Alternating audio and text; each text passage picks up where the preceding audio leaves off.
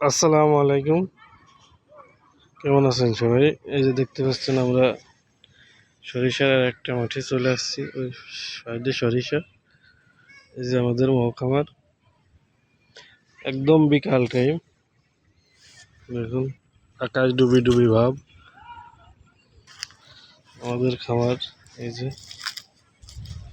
আমরা বরাবরের মতোই আর এক জায়গা তাঁবু করেছি। ওই যে ওই সাইডে আমাদের তাঁবু, ওইটা আমাদের থাকার জায়গা।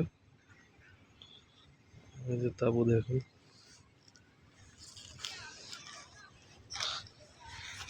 একদম বিকাল টাইম। মৌমাছি সব ঘুরে ফিরে আসছে।